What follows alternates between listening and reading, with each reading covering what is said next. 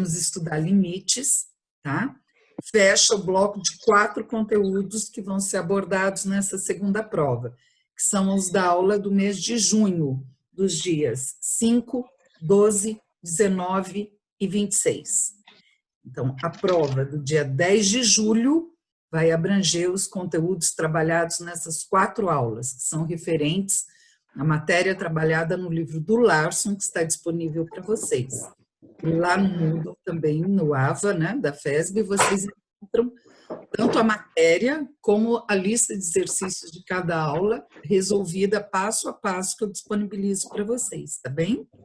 Então, esses 4 conteúdos, aulas do dia 5, 12, 19 e de hoje, 26, tá bem? Bem, eu sempre começo a aula perguntando se vocês têm dúvida dos exercícios da aula anterior. A aula anterior foi a aula do dia 19. Vocês ficaram com alguma dúvida? Vocês querem apresentar alguma consideração sobre os exercícios da aula passada, antes de eu entrar no assunto da aula de hoje? Alguém tem alguma colocação a fazer? Ou vocês preferem deixar as dúvidas todas para a aula da semana que vem?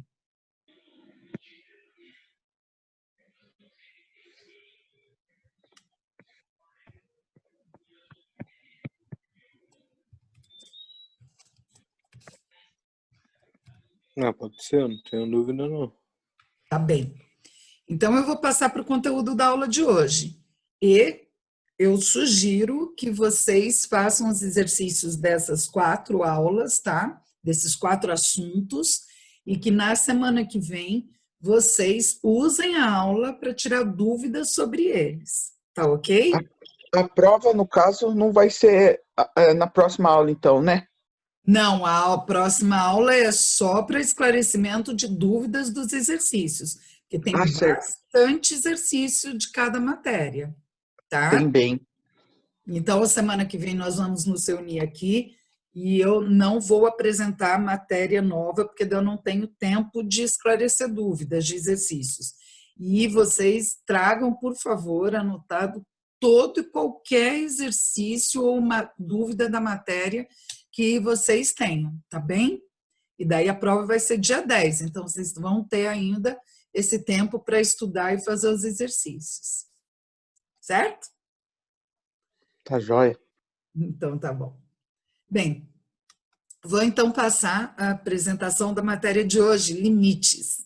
Então agora realmente a gente vai pôr um pezinho lá no estudo de cálculo 1 e vocês vão ter sequência em cálculo 2, com a matéria depois de limites, de derivadas e integrais, tá bem? Então, eu preparei um material baseado no capítulo referente do livro que nós estamos estudando, para que a gente possa trabalhar aqui, e esse material eu vou fazer o upload após a aula para vocês e fica lá disponível. Então, com licença, vou compartilhar aqui. Deixa eu subir aqui. O material da aula de hoje. Então, a aula do dia 26/6. Essa matéria começa na página 77 do livro disponibilizado e nós estamos na seção 1.5. Então, o assunto limites, né? Nós vamos aprender aí a calcular alguns limites. E claro que o assunto é muito mais amplo, mas é uma aula que eu procurei dar uma visão geral dos limites. Então, aqui o livro começa com uma apresentação de limites que eu acho bastante interessante, né?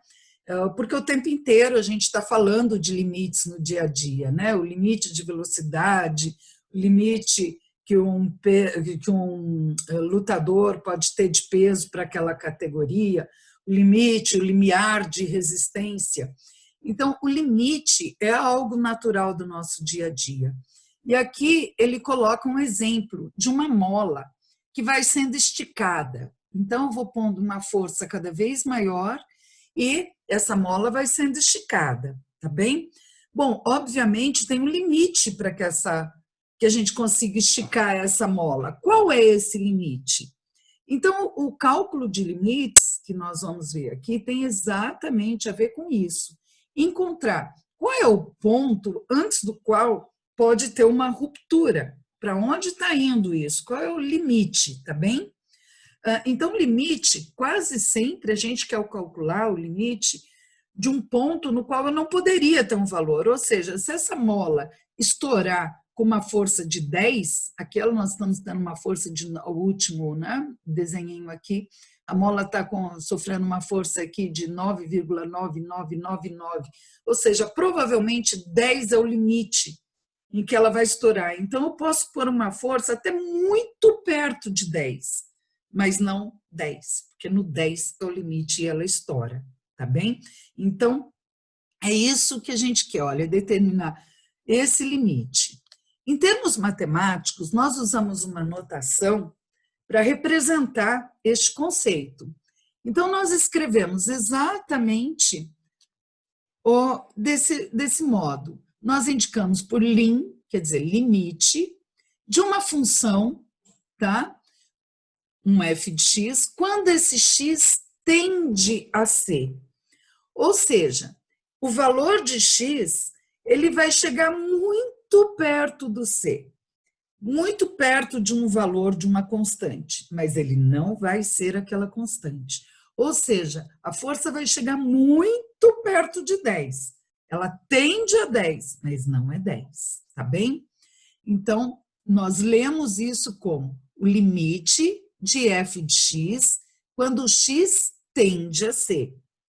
E esse valor que vai ser encontrado é o L, é o limite, tá bem?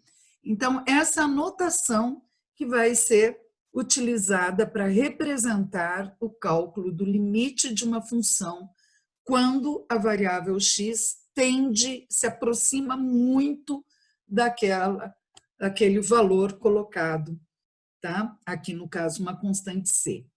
Bem, dá para a gente calcular limite numericamente, mas a partir de um gráfico, pelo método gráfico, a gente consegue, acho que, entender melhor o conceito do limite.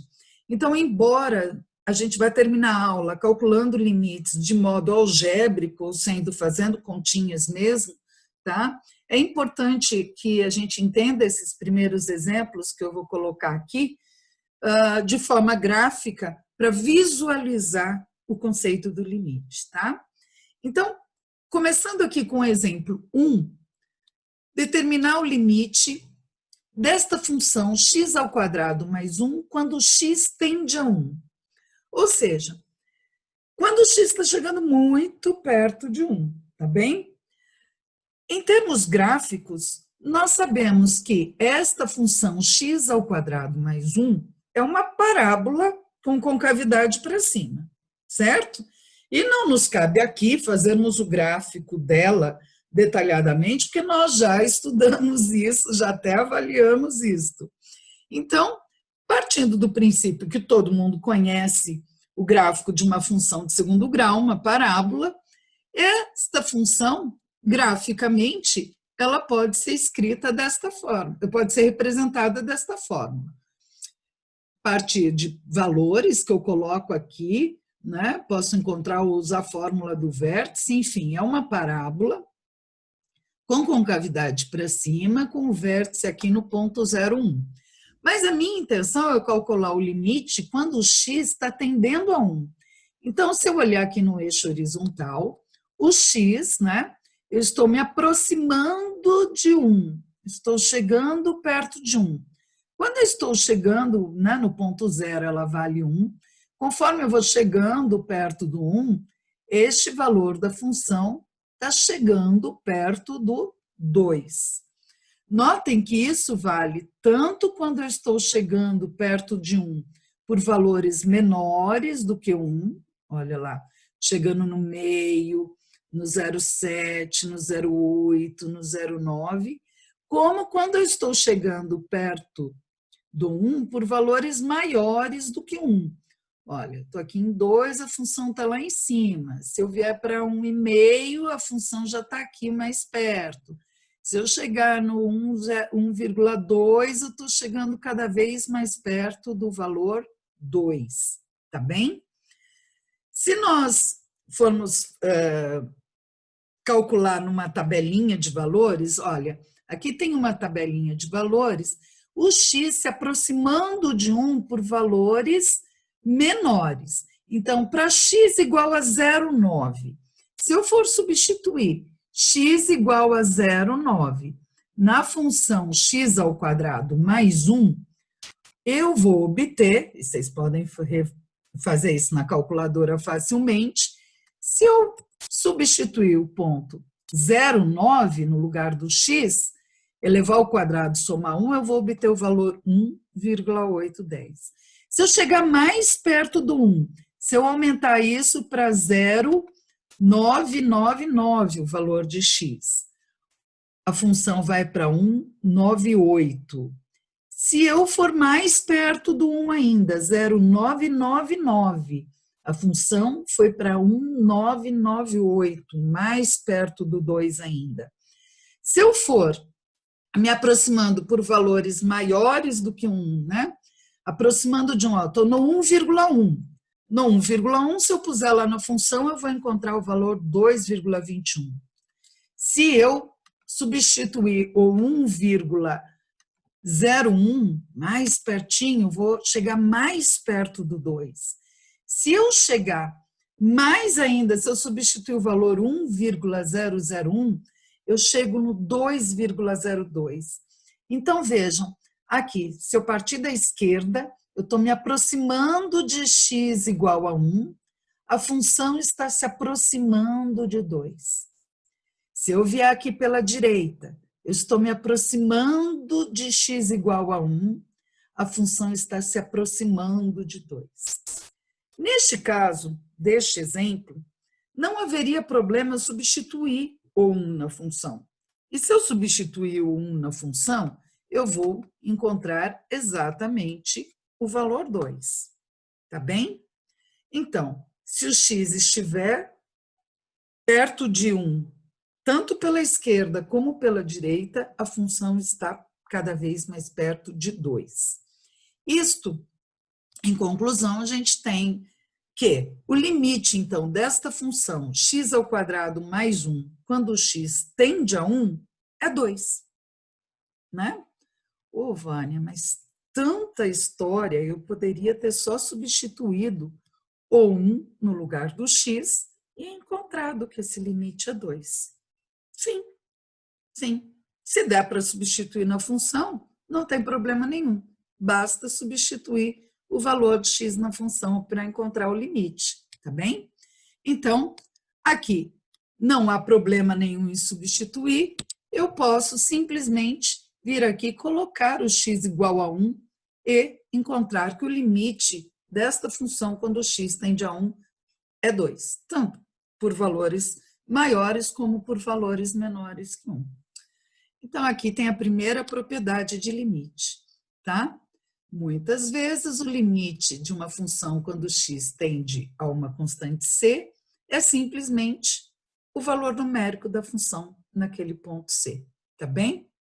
E eu posso calcular por substituição direta.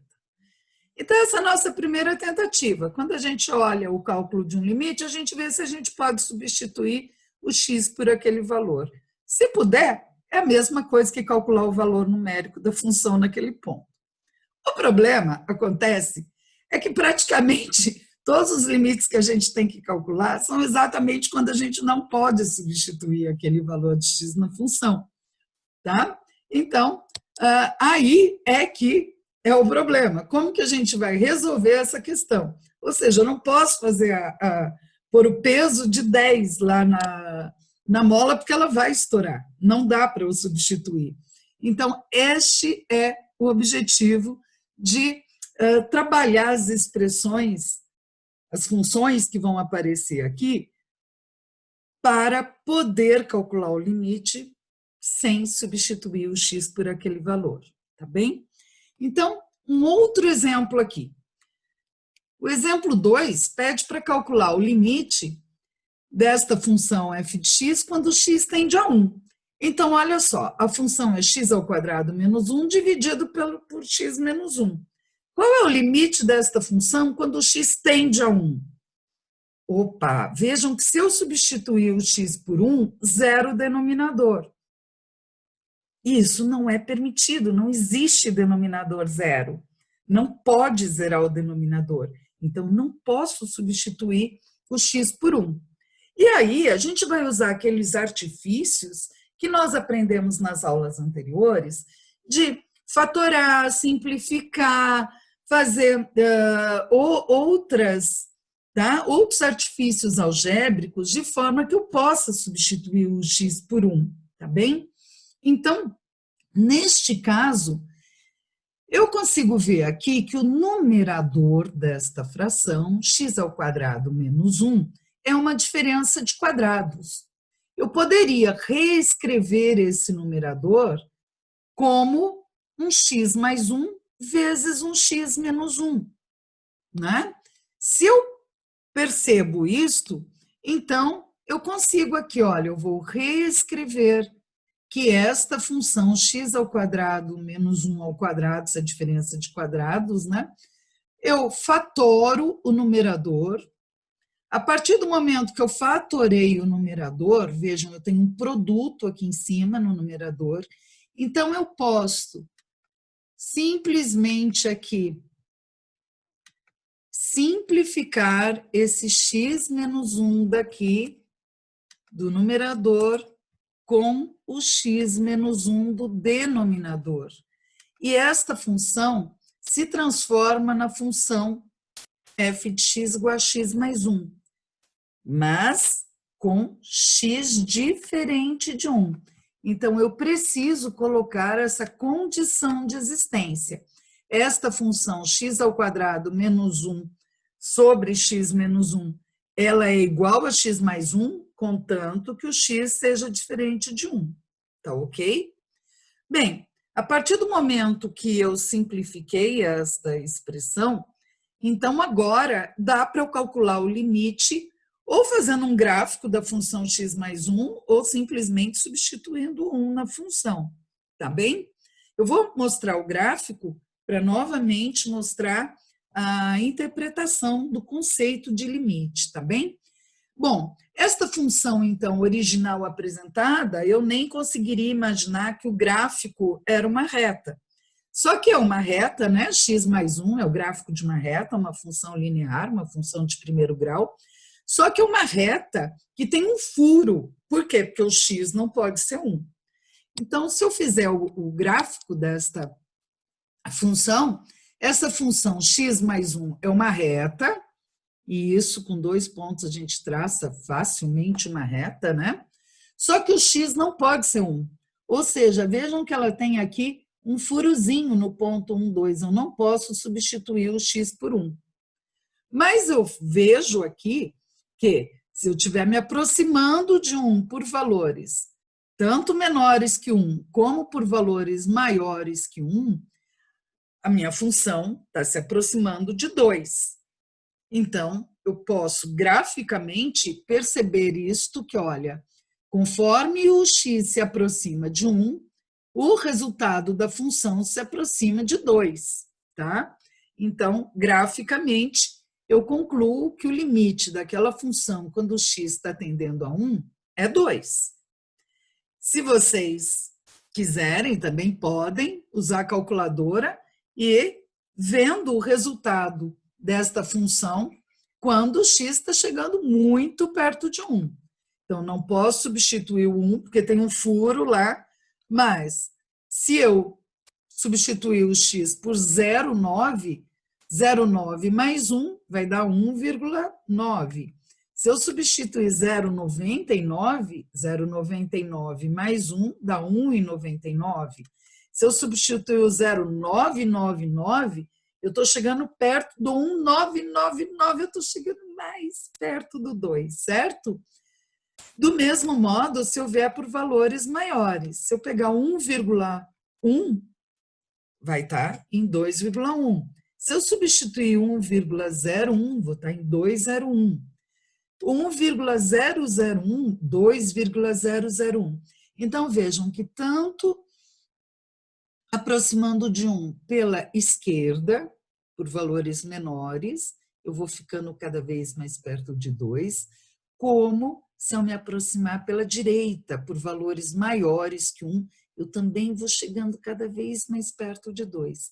Mas de 1, ou 1 nesse caso, eu não posso substituir, tá? Bem, então, nós estamos vendo aqui uma segunda propriedade de limites.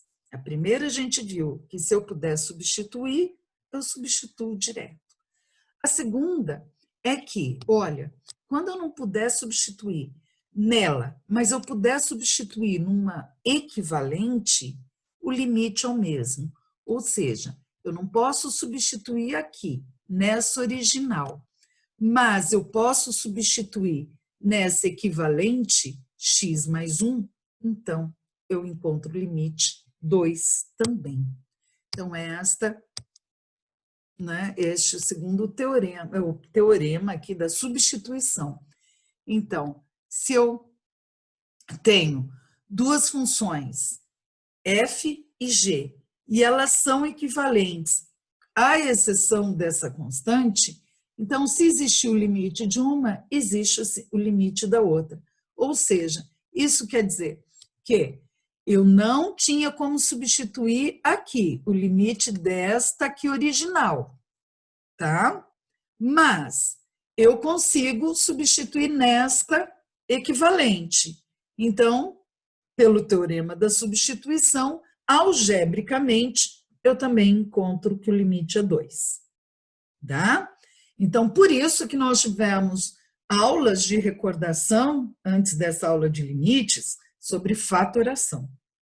Era importante vocês recordarem a fatoração para simplificar as expressões, para agora podermos calcular o limite, tá bem? Um próximo exemplo, exemplo 2, determinar o limite desta função f de x. Vejam que esta função é uma função que tem duas partes. Olha, se o x for diferente de 1, ela é o próprio x. Se o x for igual a 1, ela é 0. Bem, eu vou pedir um instante só colocar o computador para carregar. Feito. Então, ela tem duas partes. Olha, para todos os valores de x diferentes de 1, ela vale x. Agora, se o x for 1, ela vale 0. Bom, então vamos pensar nessa primeira parte aqui. Para todos os valores diferentes de 1, ela vale x. Bom, f de x igual a x, fácil de eu visualizar que é uma função de primeiro grau, então o gráfico é uma reta. E é uma reta, então, ó, se o x for 0, a função também vale 0. Se o x for menos 1, a função também vale menos 1. Se o x valer 5, a função também vale 5. Ou seja, é aquela reta que passa no meio do primeiro e do terceiro quadrante. Ou seja, né? Aqui está 2, 4 quadrante, 1 e 3. Acho que estava menos x antes. Bem, então, eu posso fazer o gráfico dessa reta, limite de f de x, né? Quando eu tenho que calcular isso, quando ela tende a 1. Então, vejam, primeiro eu vou fazer a reta. A reta é a reta da função f de x igual a x. Ou seja, x igual a 0, y igual a 0, f de x igual a 0. Se aqui o x for 2, ela também é 2. Se for 1,5, ela também é 1,5. Então, é uma reta que passa aqui pelo 0, 0. Agora, vejam que ela tem uma restrição aqui, uma condição. Para o x igual a 1, ela é 0. Então, aqui é uma reta que tem um furo, né? Porque não vale quando o x é 1. E quando o x for 1, ela vale 0. É como se esse pontinho tivesse caído aqui, né? Então, nós temos duas partes da função. É diferente do exemplo anterior, que eu só tinha uma restrição, só tinha um furo na reta. Aqui, além de eu ter um furo na reta, eu tenho um pontinho aqui deslocado. Então, para o x igual a 1, a função vale 0, tá bem? Bom, eu quero calcular o limite dessa função quando x tende a 1. Então, quando o x está se aproximando de 1, tanto pela esquerda quanto pela direita, a função está se aproximando de 1 também. Embora não seja, porque quando o x for 1, ela vai valer 0. Mas o limite da função é 1. Por quê? Eu não estou calculando o valor numérico da função, eu estou calculando o limite. Quanto mais perto eu chegar o x de 1, mais perto a função vai chegar de 1 também. Tanto por valores maiores quanto por valores menores. Agora, quando for 1, exatamente dela é 0. Mas o limite da função é 1. Tá ok? Bem, então aqui, quando o x se torna arbitrariamente próximo de um único número, tá? Pelos dois lados, esse limite existe e é o L. Tem que ser igual dos dois lados, tanto pela esquerda quanto pela direita. Tá bem? Bom, eu vou agora passar para um outro exemplo. Eu chamo a atenção aqui que nós temos 7 minutos, provavelmente depois desse exemplo a gente vai reconectar, tá bem? Bom, este exemplo agora, e eu alterei a ordem de apresentação dos exemplos, tá? Eu fui para o C, agora eu vou para o B. É uma função módulo de x menos 1 dividido por x menos 1. Eu quero calcular o limite quando x tende a 1. E, sabidamente, aqui eu não vou poder substituir o 1 no lugar do x, porque eu vou zerar o denominador. Não dá também para eu usar a fatoração aqui e simplificar isto. Por quê? Porque o módulo, o resultado do módulo, ele é sempre positivo. Mas dependendo do valor de x que eu substituir aqui para fazer o gráfico, o denominador vai ser positivo ou negativo. Se eu puser valores maiores do que 1, olha só, valores maiores do que 1, essa diferença do denominador vai dar positivo. Se eu puser 2, daqui fica positivo, 5 fica positivo. Então, positivo com positivo vai dar sempre positivo. Agora, se eu puser valores menores do que 1, por exemplo, 0 eu posso pôr, isso vai dar negativo. Embora o numerador, por ser módulo, vai dar sempre positivo. Quer dizer, esta função vai ter uma parte que vai resultar em valores positivos e uma parte em valores negativos. Se a gente for fazer uma tabelinha de valores aqui, olha só, se eu substituir o x por menos 2, menos 2 menos 1, vai dar menos 3. O módulo disso vai dar 3, porque módulo sempre transforma o resultado em positivo. Agora, a função que vai ser a divisão desses dois vai dar menos 1, vai dar negativa. Se eu puser um menos 1 ali, menos 1 com menos 1, vai dar menos 2. O módulo vai dar 2. Mas, se eu dividir o módulo pelo x menos 1, eu vou ter aqui também negativo. Se eu puser 0, vai dar menos 1 aqui. O módulo é 1. E a divisão dos dois vai dar menos 1. Vejam que sempre que eu estou colocando valores, né, menores que 1, eu estou obtendo um valor negativo menos 1. Se eu puser meio, vai dar meio menos 1, menos meio. O módulo vai dar meio, mas a divisão deles vai dar menos 1. Então, eu estou usando aqui uma tabelinha de valores, né? 0,7 menos 0,1, para vocês verem que, independente de eu conhecer ou não a função, com uma tabelinha de valores eu consigo fazer o cálculo. Aqui, 0,9 menos 1, menos 0,1. O módulo vai dar positivo, mas a divisão vai dar menos 1, certo? Bem, o 1 eu não posso colocar, porque senão eu vou zerar o denominador. Se eu puser agora valores maiores do que 1, olha, 1,1 menos 1 vai dar 0,1. O módulo continua positivo e a divisão vai dar 1. O 1/2 menos 1 vai dar meio. O módulo continua positivo, meio. A divisão deles vai dar 1. 2 menos 1, 1. Módulo, 1. A divisão de 1 por 1, 1. Vejam que, para qualquer valor antes do 1, menores do que 1, a minha função está dando menos 1. Então, olha, é uma função constante, vejam o gráfico aqui à direita. Para todos os valores antes do 1, a minha função está dando menos 1. Já, se eu substituir valores maiores do que 1, a minha função está dando 1 positivo. Está dando uma reta constante aqui. E o valor 1 eu não posso substituir, por isso a bolinha aberta. A bola aberta representa, né, valores que não podem ser substituídos, para os quais a função não existe. Então, eu tenho uma bolinha aberta aqui, uma bolinha aberta aqui, tá? Bem, o que é interessante observar aqui?